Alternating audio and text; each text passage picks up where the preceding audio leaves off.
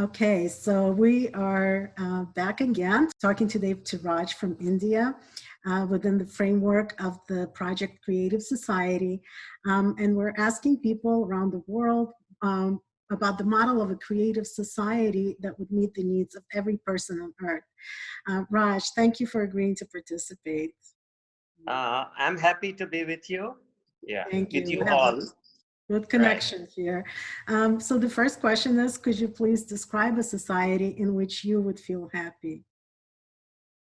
Well, I will feel happy in a society where more and more people are actually actively hard questing moment to moment. And what hard questing means is pretty simple.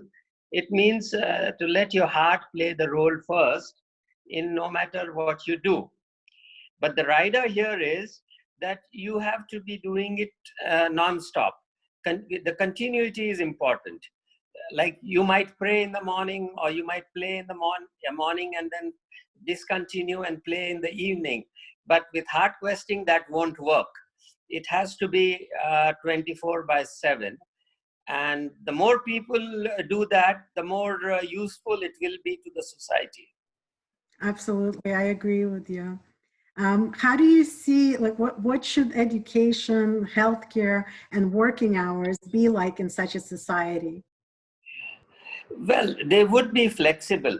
There cannot be any thumb rule, and there cannot be anything uh, rigidly predetermined, because there are so many factors which make it necessary to be pliable, to be flexible, and things work out on their own.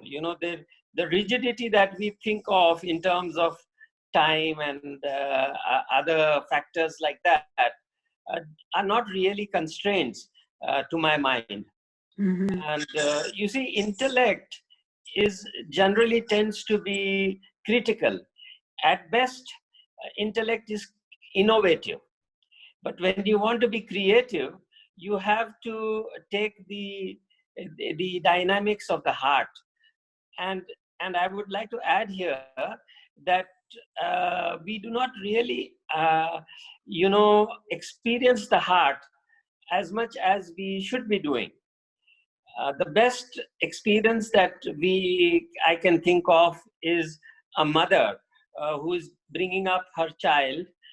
She is heart questing, and she probably gets an experience of heart, what heart is, to a much greater extent than in any other role that she or anyone else performs. Yes. When you talk about heart questing, I kind of relate to it, and I would call it, for me, I would call it soul questing. We sometimes we call, we say it's the heart, but it's really the soul that I would want I, to I go. I would agree. I would agree. But you see, the problem here is there are a large number of people out there in the world who would say that we don't believe in soul. We don't know what soul is, and you first define the soul, or you tangibly prove that there is a soul, and that is where the problem will arise. But nobody will tell us that there is no heart in human affairs. Mm-hmm, mm-hmm. Yeah, That's that uh, makes that's the sense. that's the advantage of using the word heart. Yeah, But that I makes agree. sense. Yeah, but I agree that it is for those who are ready to accept the word soul. I would also prefer to use the word soul. Soul questing. I like that term. So, what do you think? Would you like to live in a peaceful, creative society in which you and each person will work 4 days a week, 4 hours a day, while making enough money to provide for yourself and your family, receive 2 paid vacations per year and a full package of Social Security benefits, and have free and high quality healthcare and education? Would you like to live in such a society, and why?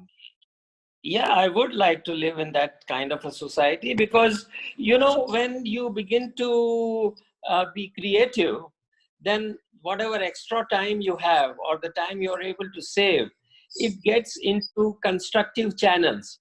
The time and as well as the resources that is at the command of every individual gets diverted into constructive channels, and that creative as well as constructive channels, and that is what is the crux of it all. Mm-hmm. Yeah, exactly. What other aspects can you think of that would make life better for everyone?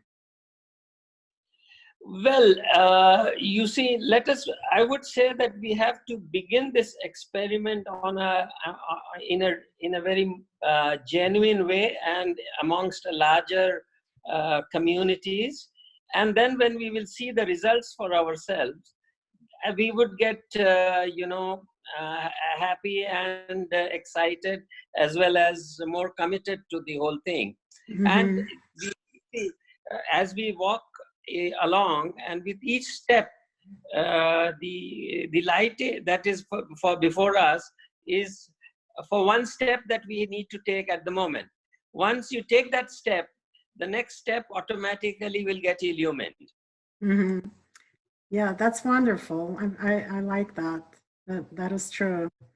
So thank you very much. Is there anything else you'd like to add for the viewers? No, but I would sincerely hope that this is not just a conversation to be heard and then theoretically looked at or academically looked at.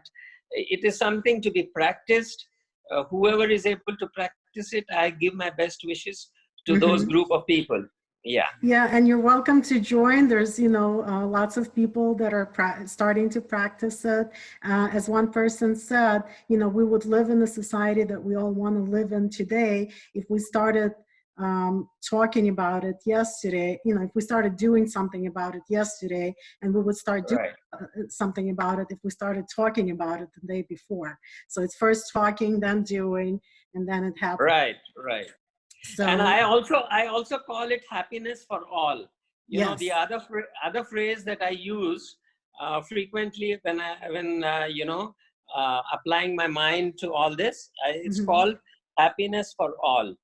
Yeah, absolutely. That's the goal. That's Yes. what Yeah. Yeah. the perfect society would be.